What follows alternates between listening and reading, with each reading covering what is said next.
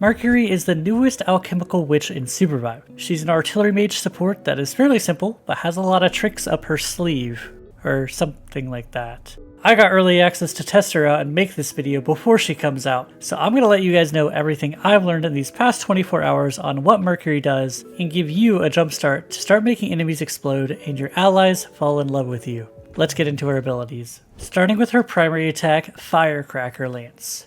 Tap your left mouse button to shoot out a projectile that hits targets and leaves behind a little spark that deals extra damage over time. Whenever you shoot, she also has some kickback that when you jump, sends you back a bit further. Now, if you hold your left mouse button, Mercury will charge up to 6 shots, which you can see on your ammo bar below your mana bar. And then when you let go, she shoots out each of them towards your cursor. You can stack them all at the same target, or spread them out.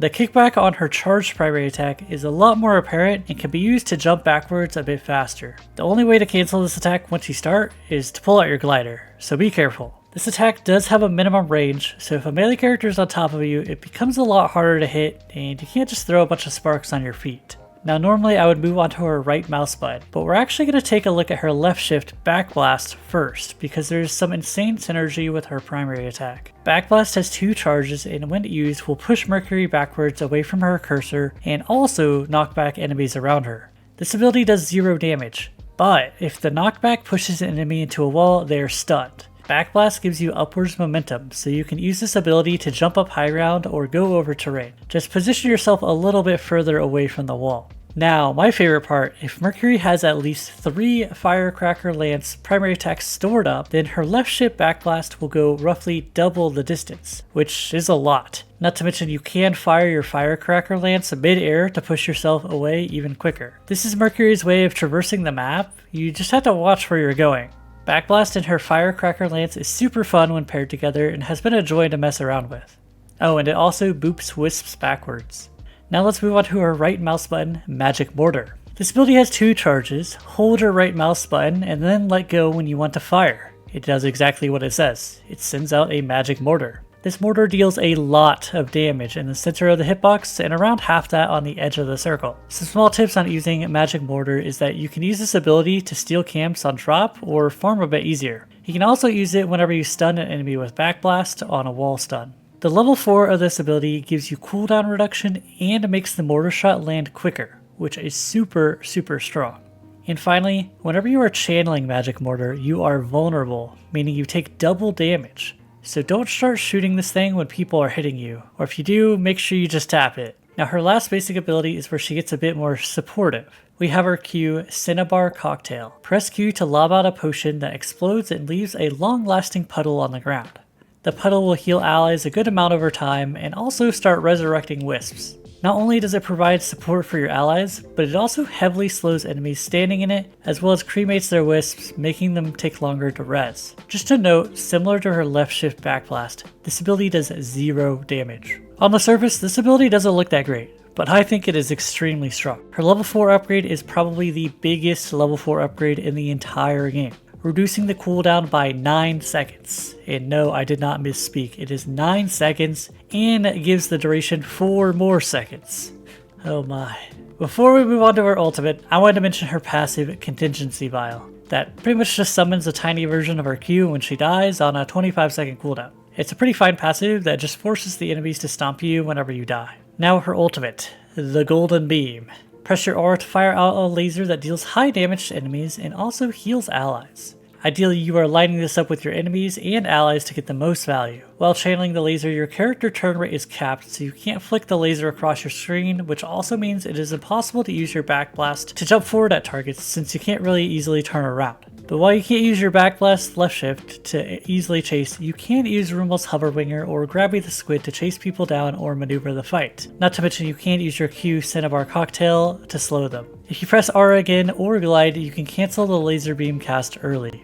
Now, that's all her abilities. Her kit is fairly simple, but there's definitely a few things you can use to surprise your enemies and get creative. To me, one of the most interesting parts about this character is her build. Since both her RMB and Q level 4 upgrades are so strong, you can max your RMB to have a more damage playstyle, or max your Q to have a more supportive playstyle.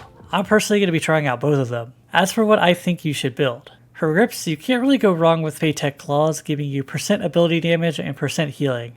Additionally, while CDR is nerfed, I think Chrono Gauge and CDR in general is at a premium on this character. A cool tip is that whenever a unique enemy walks into your Q Cinnabar Cocktail, it will proc your Chrono Gauge. For kicks, the rocket high tops give her more horizontal mobility, but also send her a bit more upwards, which I think is super strong and definitely my pick. For relics, she has a few options, starting with Isochron Staff. While nerfed this patch, getting CDR will always be strong on this character, and this is one of the easiest ways to do that. Rumel's Hoverwinger, like mentioned before, lets you use your ultimate to kite or chase easier, but also at level 3, it lets you use the kickback effects from Firecracker Lance and Backblast to go high and far, which are going to be excellent for escaping fights or chasing down enemies.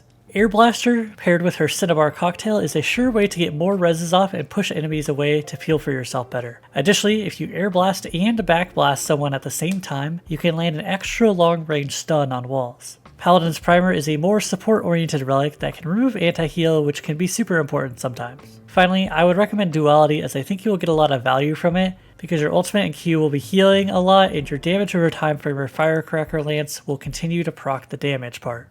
I think all of these relics will be super good for her, and I can see other builds working too. Before we wrap up, I wanted to mention some perks that you should not overlook on her. Amplified Haste. This is the only CDR item that, as far as I could tell, that did not get nerfed, and therefore it has increased value. Getting any CDR is going to help you a lot on this character, as her cooldowns can sometimes be pretty long. Grace. Her dash is sometimes a bit of a longer cooldown, however since you are a backliner and a healer, you can usually stay topped off and get the bonus effects from this pretty easily. And then finally, Farsight. This allows you to see just as far as her magic mortar can shoot, which will let you see her target much further away before you waste your RB cooldown. I think this one is super important. I'll update the pinned comment with what I think her best build is after playing her on my stream at twitch.tv/RyanLemur when she releases. But as for now, this is what I'm going to be building. If you got this far in the video, consider subscribing. A majority of people that watch my videos don't, and you can always change your mind later, and I appreciate it. But that wraps up my early look at Mercury. She's already feeling like one of the most versatile supports in the game, and I think she's going to shake up the meta fast. But I hope you guys have a great rest of your day, and peace y'all.